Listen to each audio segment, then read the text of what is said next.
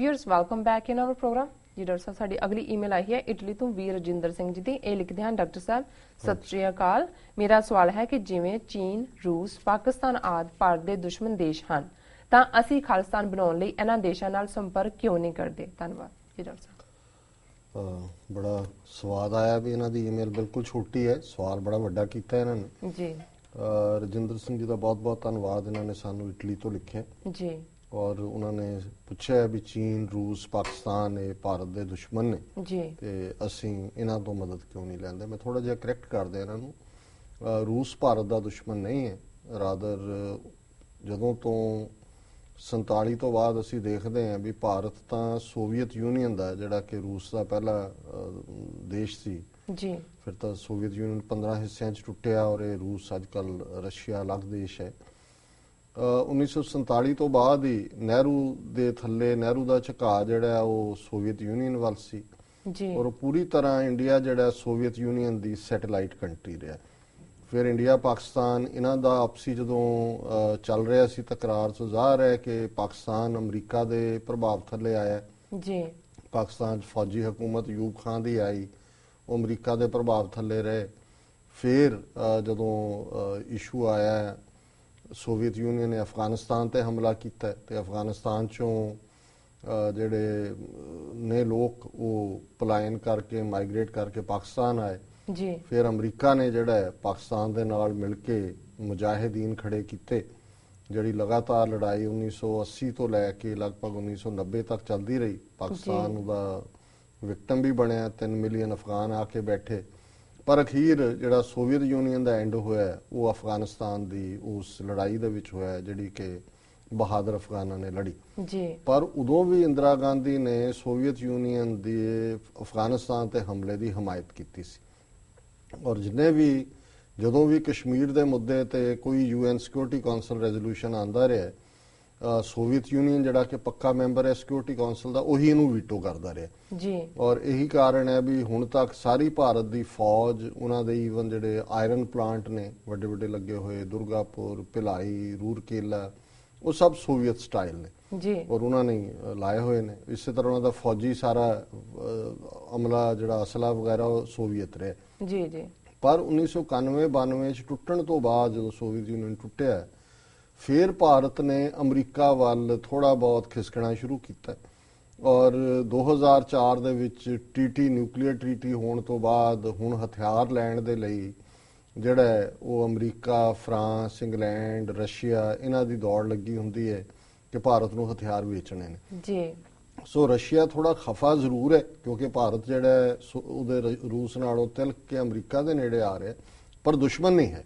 Ultimately interest जिहड़े ने उहदे भी भारत दे नाल ही ने। पर चीन और पाकिस्तान की मदद की बारे असीं जरूर गल कर सकते हैं कि भाई इन्हां तो असीं क्यों नहीं मदद लैंदे जी। देखो असीं तां मदद हर एक दी चाहुंदे हैं, सानूं तां भावें अमरीका मदद कर दे। जी जी। हुण देखण वाली गल यह है भी इन्हां दोनों देशों की अपनी स्थिति की है और किस हद तक ये इंटरफीयर कर सकते हैं। पहली गल तो बाहरों कहण नूं हमेशा ये हुंदा है कि जी कोई मुल्क किसी दूसरे दे अंदरूनी मामलों च दखलअंदाजी नहीं करेगा जी। पाकिस्तान के मामले च भारत ने सीधे तौर पर दखलअंदाजी की 1971 जी और तोड़ के जिहड़ा पूर्वी पाकिस्तान से उन्होंने बांग्लादेश बना दिता। सो ज़ाहिर है कि अज भी जिहड़ी भारत की इंटरफीयरेंस है पाकिस्तान दे विच वो बलोचिस्तान च होए जी। कि बलोचां नूं अड्ड करना है बलोचिस्तान नूं किसी वेले GS सिंध मूवमेंट के थले सी और फ्रंटीयर दे विच भी हुण भी अफगानिस्तान नाल जिहड़ी पाकिस्तान की सरहद लगदी है उत्थे 70 कौंसलेट खोले होणगे, सब एजेंट हथियार उत्थे वाड़दे ने।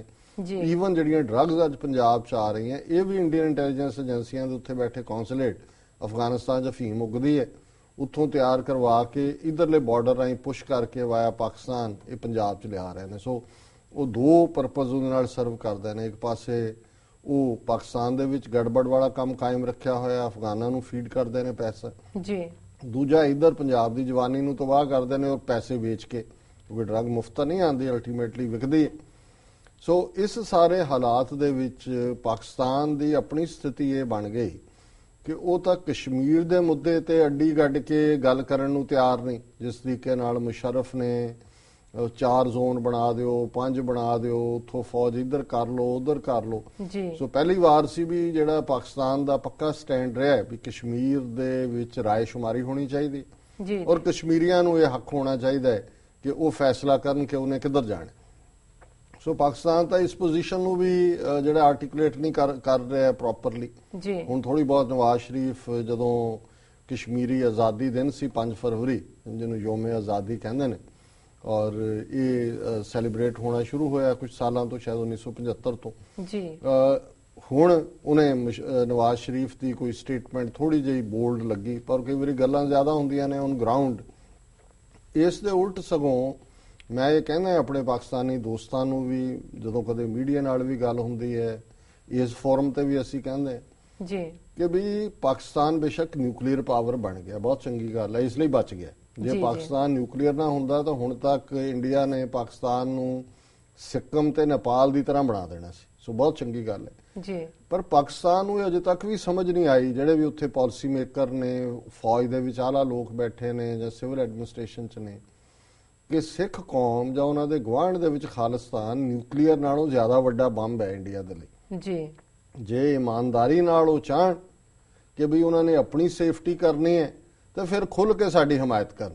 ਖੁੱਲ ਕੇ ਦਾ ਮਤਲਬ ਹੈ ਪਹਿਲਾਂ ਤਾਂ ਇਹ ਮੰਨਣ ਕਿ ਹਿਊਮਨ ਰਾਈਟਸ ਉਹਨਾਂ ਦੇ ਕੋਲ ਤਾਂ ਫੈਸਿਲਿਟੀ ਹੈ। ਪਾਕਿਸਤਾਨ ਦੇ ਨੁਮਾਇੰਦੇ ਯੂਨਾਈਟਿਡ ਨੇਸ਼ਨ ਚ ਨੇ, ਦੁਨੀਆ ਭਰ ਚ ਉਹਨਾਂ ਦੀਆਂ ਐਮਬੈਸੀਆਂ ਕੌਂਸੂਲੇਟ ਨੇ ਔਰ ਪਾਕਿਸਤਾਨ ਦੇ ਵਿੱਚ ਸਿੱਖਾਂ ਦਾ ਇੰਟਰਸਟ ਹੈ। ਉੱਥੇ ਸਾਡੇ 174 ਹਿਸਟੋਰੀਕਲ ਗੁਰਦੁਆਰੇ ਨੇ, ਸਾਡੀ ਸਿੱਖ ਕਮਿਊਨਿਟੀ ਹੈ ਭਾਵੇਂ ਉੱਥੇ ਛੋਟੀ ਹੈ, ਸਾਡੇ ਉਹਨਾਂ ਨਾਲ ਕਲਚਰਲ ਸਬੰਧ ਨੇ, ਇਤਿਹਾਸਕ ਸਬੰਧ ਨੇ, ਐਮੋਸ਼ਨਲ ਸਬੰਧ ਨੇ। ਸੋ ਉਹਦੇ ਥੱਲੇ ਜੇ ਪਾਕਿਸਤਾਨ ਨੇ ਸੱਚਮੁੱਚ, ਔਰ ਇਹ ਗੱਲ ਵੀ ਕਈ ਵਾਰੀ ਤੁਸੀਂ ਬਚਾ ਕੇ ਦੇਖਦੇ ਰਹਿੰਦੇ ਹੋ ਕਿ ਨੈਪੋਲੀਅਨ ਦਾ ਇੱਕ ਬੜਾ ਉਹਦੀ ਜੰਗੀ ਸਟ੍ਰੈਟਜੀ ਦਾ ਹਿੱਸਾ ਹੈ ਕਿ ਦਾ best form of defence is attack. ਵੀ ਜਿਹੜਾ ਬਚਾਅ ਦਾ ਸਭ ਤੋਂ ਚੰਗਾ ਤਰੀਕਾ ਹੈ ਅਟੈਕ ਕਰੋ। ਹੁਣ ਪਾਕਿਸਤਾਨ ਕਹੀ ਜਾਏ ਜੀ ਸਾਡੀ ਬਲੋਚਿਸਤਾਨ ਚ ਇੰਡੀਆ ਗੜਬੜ ਕਰ ਰਿਹਾ ਹੈ, ਉੱਥੇ ਇੰਟਰਫੀਅਰ ਕਰ ਰਿਹਾ, ਇੱਥੇ ਕਰ ਰਿਹਾ, ਜਾਂ ਸਾਡੇ ਕਸ਼ਮੀਰ ਚ ਜਿਹੜਾ ਹਿਊਮਨ ਰਾਈਟ ਵਾਇਲੇਟ, ਇਵੇਂ ਨਹੀਂ ਹੋਣਾ। ਪਾਕਿਸਤਾਨ ਜਿਹੜਾ ਹੈ ਉਹ ਸਿੱਖਾਂ ਨੂੰ ਐਜ਼ ਏ ਪੋਲੀਟੀਕਲ ਐਂਟੀਟੀ ਕਬੂਲੇ ਥਰਡ ਉਸ ਸਾਊਥ ਏਸ਼ੀਆ ਦੇ ਵਿੱਚ ਜਿਹੜੀ ਆਲਰੇਡੀ ਸਿੱਖ ਹੈਗੇ ਨੇ। ਇਹਨਾਂ ਇਸ਼ੂਜ਼ ਨੂੰ ਜਦੋਂ ਪਾਕਿਸਤਾਨ ਕਸ਼ਮੀਰ ਦਾ ਮੁੱਦਾ ਲਿਆਂਦਾ ਹੈ ਕਿਤੇ ਫਰਮਲੀ ਸਿੱਖਾਂ ਦੇ ਹੱਕਾਂ ਦੀ ਗੱਲ ਕਰੇ, ਭਾਰਤ ਦੇ ਨਕਸ਼ੇ ਵਿੱਚ ਨਾਗਿਆਂ ਦੀ ਗੱਲ ਕਰੇ, ਕਸ਼ਮੀਰੀਆਂ ਦੀ ਗੱਲ ਤਾਂ ਕਰਦੇ ਨੇ, ਮਣੀਪੁਰ ਦੀ ਗੱਲ ਕਰੇ ਔਰ ਫਿਰ ਜੇ ਲੋੜ ਪਏ ਤਾਂ ਈਵਨ ਜਿਹੜੇ ਸਾਡੇ ਬੰਦੇ ਬੈਠੇ ਨੇ ਜਿਹੜੇ ਉੱਥੇ ਗਏ, ਕੋਈ ਜਹਾਜ਼ ਲੈ ਗਿਆ, ਕੋਈ ਹੋ ਗਿਆ, ਉਹਨਾਂ ਨੂੰ ਮੁਕੱਦਮੇ ਚਲਾ ਕੇ 14-14 ਸਾਲ ਉੱਥੇ ਰਹੇ, ਬਾਅਦ ਕੋਈ ਬਾਹਰੋਂ ਇੰਡੀਆ ਵਾਪਸ ਚਲੇ ਗਏ, ਕੋਈ ਹੋਰ ਚਲੇ ਗਏ, ਉਹਨਾਂ ਨੂੰ ਅਸਾਈਲਮ ਕਿਉਂ ਨਹੀਂ ਦੇ ਸਕਦਾ ਪਾਕਿਸਤਾਨ? ਜਾਂ ਜਿਹੜੇ ਸਿੱਖ ਸਤੇ ਹੋਏ ਨੇ ਉੱਥੋਂ ਸਤੇ ਹੋ ਕੇ ਨਿਕਲਦੇ ਨੇ, ਜੇ ਅਮਰੀਕਾ, ਇੰਗਲੈਂਡ, ਯੂਰਪ ਇਹ ਸਾਰੇ ਦੇਸ਼ਾਂ ਨੇ ਅਸਾਈਲਮ ਦਿੱਤੀ ਹੈ ਤੇ ਪਾਕਿਸਤਾਨ ਕਿਉਂ ਨਹੀਂ ਦੇ ਸਕਦਾ? ਸੋ ਅਸੀਂ ਇਹ ਸਮਝਦੇ ਹਾਂ ਵੀ ਇਸ ਮਾਮਲੇ ਦੇ ਵਿੱਚ ਪਾਕਿਸਤਾਨ ਹਿੰਦੁਸਤਾਨ ਦੇ ਔਹ ਦੇ ਵਿੱਚ ਹੈ ਇੰਡੀਆ ਦੇ, ਔਰ ਕੋਈ ਵੀ ਜਿਹੜਾ ਬਾਕੀ ਇਲਜ਼ਾਮ ਇੰਡੀਆ ਜੋ ਮਰਜ਼ੀ ਲਾਈ ਜਾਏ ਜੀ ISI ਮਦਦ ਕਰਦੀ ਹੈ, ਫਲਾਣਾ ਕਰਦੀ ਹੈ, ਢਿਮਕਾ ਕਰਦੀ ਹੈ। ਜੇ ISI ਜਾਂ ਪਾਕਿਸਤਾਨ ਮਦਦ ਕਰਦਾ ਹੁੰਦਾ ਹੁਣ ਤੱਕ ਅਸੀਂ ਬਣਾਇਆ ਹੁੰਦਾ ਖਾਲਿਸਤਾਨ। ਸਾਡੀ ਤਾਂ ਪ੍ਰੋਬਲਮ ਇਹ ਹੈ ਵੀ ਸਾਡੀ ਬਾਂਹ ਹੀ ਨਹੀਂ ਕਿਸੇ ਨੇ ਫੜੀ। ਇਹ ਇਮਾਨਦਾਰ ਗੱਲ ਹੈ, ਠੀਕ ਹੈ, ਮਾੜਾ ਮੋਟਾ ਕੋਈ ਗਿਆ ਉੱਥੇ ਰਿਹਾ, ਰੋਟੀ ਰਾਟੀ ਖਾ ਕੇ ਆ ਗਏ, ਕੋਈ ਇਧਰੋਂ ਫੜਾਤਾ ਕੋਈ ਉਧਰੋਂ ਫੜਾਤਾ, ਇਸ ਕਿਸਮ ਦਾ ਮਾਹੌਲ ਤਾਂ ਚੱਲਦਾ ਰਿਹਾ। ਲੇਕਿਨ ਜਦੋਂ ਤੱਕ ਪਾਕਿਸਤਾਨ ਨੂੰ ਇਹ ਗੱਲ ਸਮਝ ਨਹੀਂ ਆਏਗੀ ਉਹਨਾਂ ਦੇ ਨੀਤੀ ਘਾੜਿਆਂ ਨੂੰ ਕਿ ਖਾਲਿਸਤਾਨ ਦੀ ਕਾਇਮੀ ਹੀ ਪਾਕਿਸਤਾਨ ਦੀ ਸੁਰੱਖਿਆ ਦੀ ਗਰੰਟੀ ਹੈ। ਜੇ ਸਿੱਖ, ਔਰ ਇਹ ਇੰਡੀਆ ਨੂੰ ਵੀ ਉਦੋਂ ਹੀ ਸਮਝ ਆਏਗੀ, ਜੋ ਮਰਜ਼ੀ ਕਹੀ ਜਾਣ ਜੀ ਘੁਸਪੈਠ ਰੁਕ ਜਾਏ, ਦੂਜਾ ਹੋ ਜਾਏ, 1000 ਸਾਲ ਦੀ ਹਿਸਟਰੀ ਕਿਵੇਂ ਕੱਢ ਲਓਗੇ ਸਾਈਕੋ ਹਿਸਟਰੀ ਦੁਸ਼ਮਣੀ ਦੀ ਇੱਕ ਦੂਜੇ ਚੋਂ?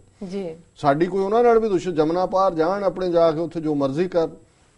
ਇਧਰ ਬਾਰਡਰ ਡਰਾ ਹੋਇਆ ਵਾਘਾ ਤੇ ਹੁਸੈਨੀਵਾਲਾ, ਔਰ ਸਿੱਖ ਇੱਕ ਤੀਸਰੀ ਧਿਰ ਨੇ ਜਿਹੜੀ ਵਿਚਕਾਰ ਬੈਠ ਕੇ ਇਹਨਾਂ ਦੋਨਾਂ ਨੂੰ ਸੈਪਰੇਟ ਰੱਖ ਸਕਦੇ ਨੇ। ਔਰ ਜਿਵੇਂ ਇੱਕ ਹਿੰਦੂ ਵੀਰ ਨੇ ਲਿਖਿਆ ਸੀ ਕਿ ਜੀ ਬਣ ਜਾਏ ਖਾਲਿਸਤਾਨ, ਸਾਨੂੰ ਤਾਂ ਬੜੀ ਖੁਸ਼ੀ ਹੈ, ਤੁਸੀਂ ਫੇਸ ਕਰੋਗੇ ਘੁਸਪੈਠ ਨੂੰ ਜਾਂ ਦੂਜੇ ਨੂੰ, ਮੁਬਾਰਕ, ਅਸੀਂ ਜ਼ਰੂਰ ਫੇਸ ਕਰਾਂਗੇ, ਅਸੀਂ ਤਿਆਰ ਹੈ। ਸਾਨੂੰ ਪਤਾ ਹੈ ਵੀ ਇਹ ਉਦੋਂ ਤੱਕ ਹੀ ਘੁਸਪੈਠ ਔਰ ਦੂਜਾ ਤੀਜਾ ਤੁਸੀਂ ਦੋਨੋਂ ਪਾਸੇ ਕਰਨਾ ਹੈ, ਤੁਹਾਡੀ ਦੁਸ਼ਮਣੀ 1000 ਸਾਲ ਦੀ ਇੱਕ ਦੂਜੇ ਨਾਲ, ਸਾਡੀ ਕੋਈ ਨਹੀਂ ਹੈ। ਸਾਡੇ ਗੁਰੂ ਦੇ ਘਰ ਨੇ ਉੱਥੇ, ਸਾਡੇ ਲਈ ਉਹ ਹਮਸਾਏ ਨੇ। ਤੁਹਾਡੇ ਨਾਲ ਵੀ ਤੁਸੀਂ ਜਿੰਨੀਆਂ ਮਰਜ਼ੀ ਨੈਗੇਟਿਵ ਕਰਤੂਤਾਂ ਕੀਤੀਆਂ, ਜਮਨਾ ਪਾਰ ਜਾਓ ਚੁੱਪ ਕਰਕੇ, ਤੁਹਾਨੂੰ ਵੀ ਅਸੀਂ ਕੁਝ ਨਹੀਂ ਕਹਿੰਦੇ। ਹਾਂ, ਜਿਹੜੇ ਵਾਰ ਕ੍ਰਿਮੀਨਲ ਨੇ ਉਹਨਾਂ ਨੂੰ ਤਾਂ ਸਜ਼ਾ ਦੇਵਾਂਗੇ, ਉਹਨਾਂ ਨੂੰ ਤਾਂ ਸੁੱਕੇ ਨਹੀਂ ਛੱਡਣਾ ਹੈ, ਉਹ ਤਾਂ ਭਾਵੇਂ ਬੋਰੀਆਂ 'ਚ ਪਾ ਕੇ ਲਿਆਣੇ ਪੈਣ, ਜਿੱਥੋਂ ਮਰਜ਼ੀ ਲੁਕੇ ਹੋਣ। ਪਰ ਸਾਡੀ ਕੋਈ ਹਿੰਦੂ ਜਨਤਾ ਨਾਲ ਸਾਡੀ ਕੀ ਦੁਸ਼ਮਣੀ?